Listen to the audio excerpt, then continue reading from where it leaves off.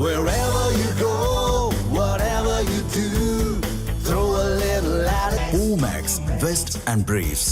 திமுக கூட்டணி கட்சிகளின் ஆதரவை பெற்று தவேக ஆட்சி அமைத்ததை எப்படி பார்க்கிறீர்கள் என்பது குறித்து மக்கள் தெரிவித்த கருத்துக்களை பார்க்கலாம்.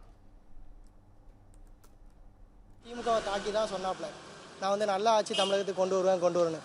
காங்கிரஸ் கூட போய் முதல்ல சேர்ந்துட்டார். அது மிகப்பெரிய முதல்ல பண்ண தப்பு. அதாவது காங்கிரஸ் இலங்கையில் இனத்தமிழர்களை கொன்று மிகப்பெரிய ஒரு தவறு பண்ணாங்க.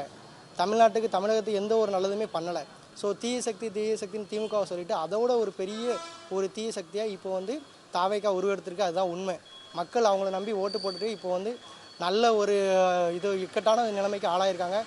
திமுக கூட்டணி அப்படிங்கிறதே ஒரு நாளைக்கு திமுகன்னு இருந்தது தானே அதிமுகவை மாறுது, மதிமுகவை மாறினது எல்லாம் ஒரே கட்சியில் இருந்தது தான். கட்சிகள் ஒவ்வொரு நேரத்துக்கு ஒவ்வொரு இதில் போகிறது அது அவங்களோட தனிப்பட்ட விஷயம், சரிதானா?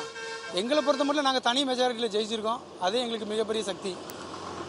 இங்கே 2 பேர் தான் போட்டி, ஒன்று டிஎம்கே ஒன்று டிவிகே. அதை நாங்கள் சொன்ன மாதிரி செஞ்சு காமிச்சிட்டோம்.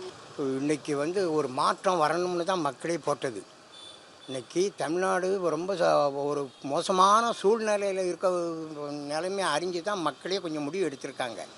அப்படி இருக்கும்போது இப்போ திமுகவே அதுக்கு ஆதரவு பண்ணுறதுன்னு சொன்னால் இதில் ஏதோ ஒரு குழப்படி நிறைய. முன்னாடி இருந்த 2 அரசியலுமே மாறி மாறி ஊழல் குற்றங்கள் கொலை கொள்ளை எல்லாம் இருந்ததுனால தான் இப்போ மாற்று அரசியல் தளபதியை மக்கள் தேர்ந்தெடுத்தாங்க.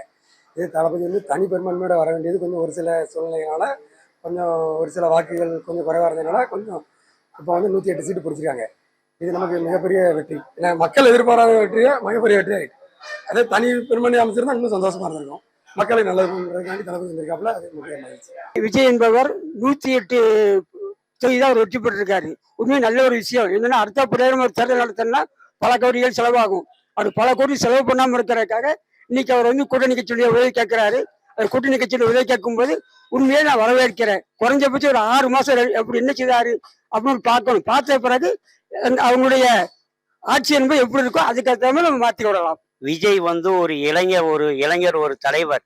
அந்த தலைவருக்கு 108 தொகுதியை இந்த மக்கள் பெரும்பான்மையான ஓட்டுகளை கொடுத்துருக்குறாங்க. இன்னைக்கு ஒரு சிறிய ஒரு வியாபாரி இன்னைக்கு ஒரு தொழிலை தொடங்குறான்னா அவங்களுக்கு ஓரளவுக்கு நிதி கிடைக்கும் போது பக்கத்தில் உள்ளவங்க இளைஞல் பண்ணாங்கன்னா அது சாத்தியப்படாது. தனியா ஜெயிக்கணும் அப்படிங்கிறது தான் என்னுடைய கருத்தையா.